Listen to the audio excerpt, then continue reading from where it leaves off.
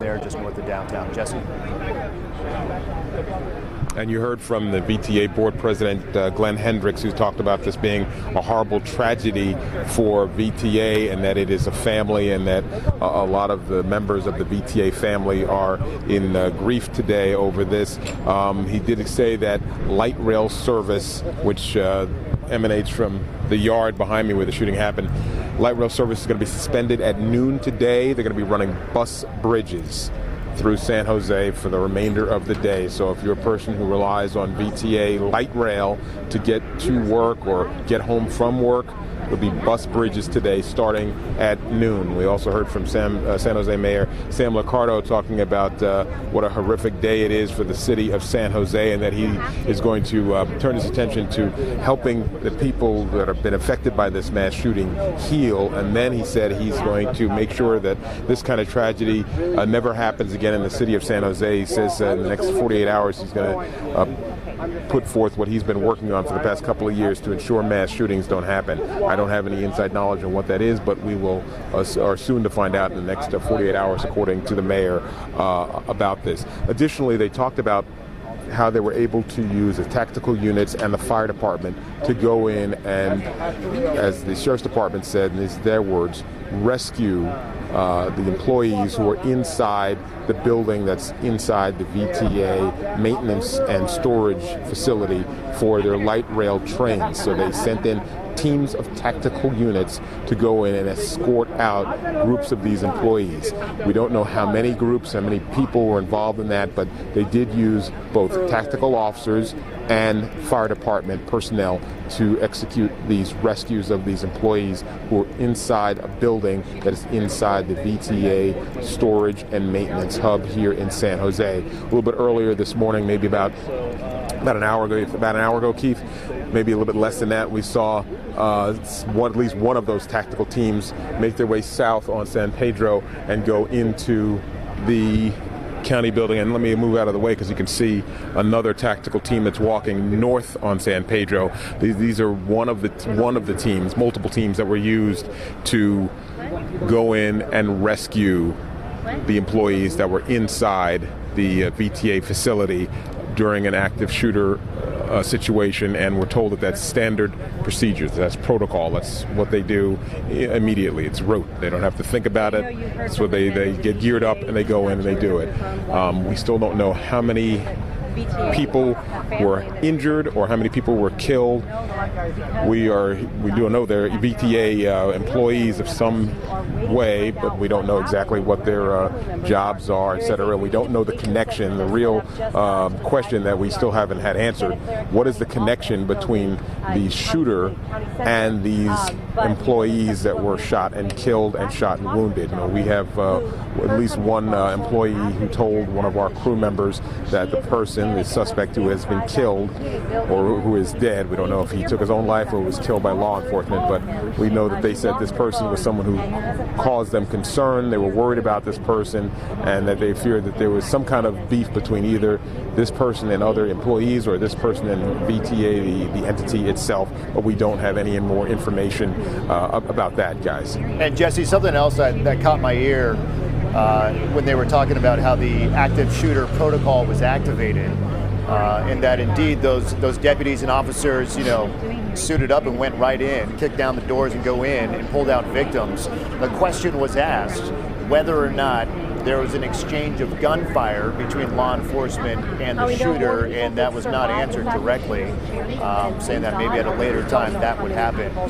So again, to your point, we don't know if deputies shot and killed the shooter or if the shooter took his or her own life.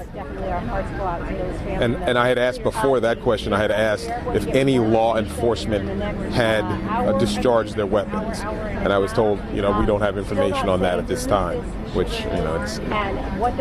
So obviously they're playing their cards quite close to their vest because they, for whatever reason, don't want to put out, that kind of information right now. There's one other thing I just want to put out there for people who are joining, who are worried about their loved ones. There's a phone number for those, if you can't come down to North First Street and Younger, you can call area code 408-299-2311. That is the Sheriff's Communications Center, which is also a family information line. So the Sheriff's Communication Center, Santa Clara County Sheriff's Communication Center, 408 is your area code, 299-2311. You can call that number if you can't get here to San Jose, to North 1st Street and Younger, which is the Sheriff's headquarters, which is just on the other side of that parking lot. But that's where they're disseminating information to family of loved ones who may have been unfortunately affected by this incident, Mike.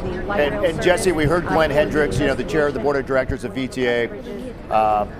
Another thing that caught me when he said, God, he was so emotional, but he still wanted to say this one point. The point is, on his way to the scene, he saw VTA buses doing their job, right? Their service was continuing, and you could just feel that he had that sense of family, that no matter what happened, we were going to continue and do this, and I thought that was powerful for him to say that. And I also saw the emotion in Sam Liccardo, the mayor of San Jose, and because, Jesse, you have covered San Jose for so many years here for KTVU, and you know the mayor quite well, when he was saying, his heart was in pain for the families and for the coworkers, what was your take on the mayor's his words right there in front of the microphones?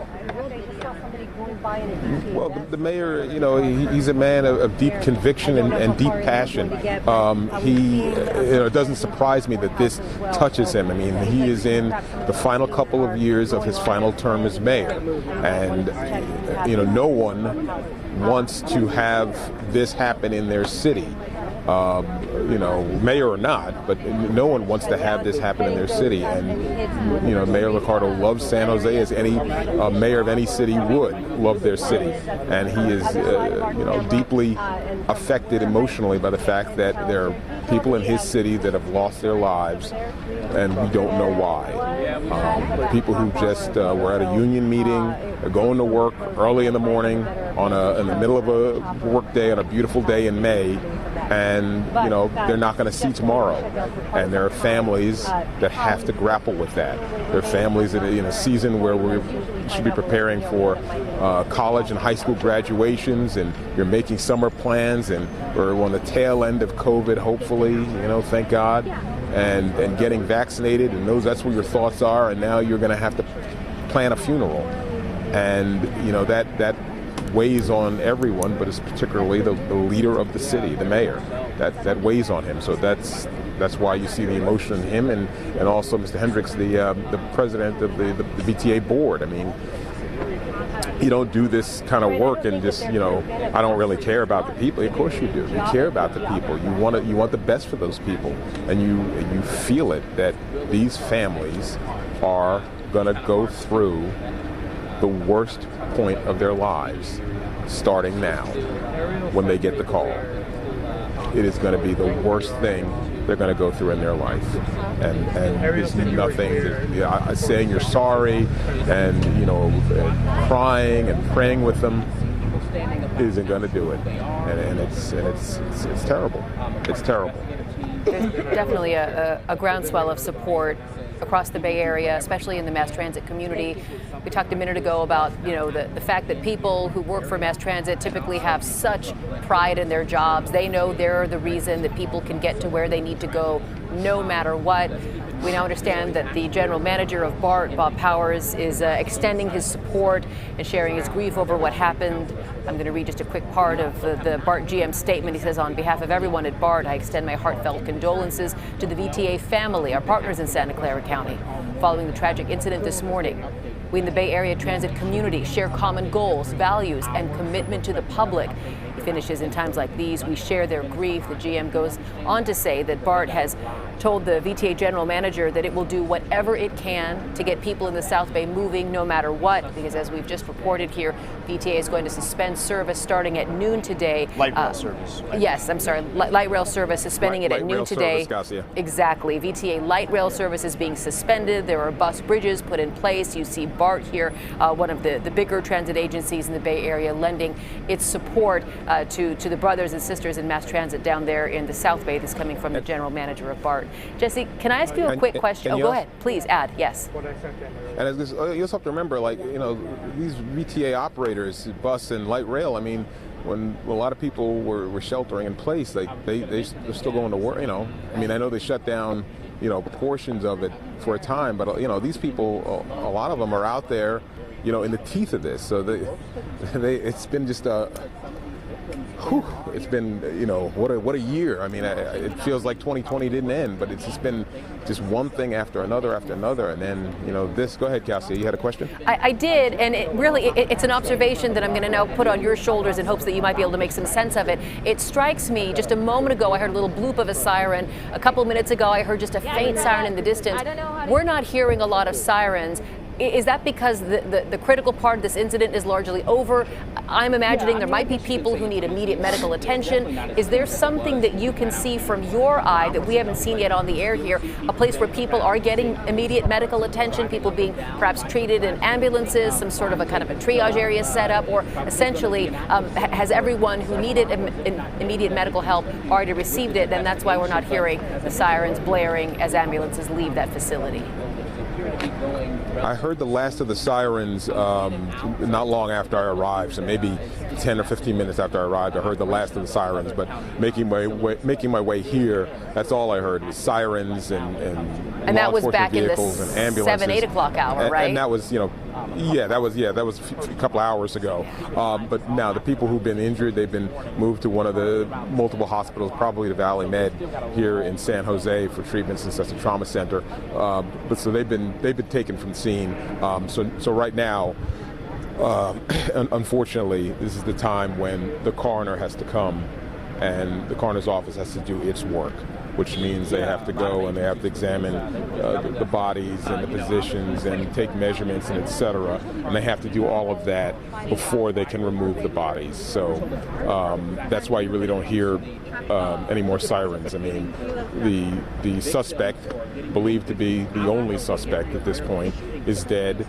And there's no longer a threat to public safety, and they are withdrawing both technical officers and other. I saw the sheriff's department, their large technical, it's kind of like a camper or van that they use in situations. They would move that out of the way, and I've seen ambulance. So the last ambulance leave maybe, I don't know, half hour ago. So that's why you don't really hear too many sirens or any at all. You do see flashing lights off in the distance, but it's not a time for sirens because it's no longer a threat to public safety and an ongoing emergency.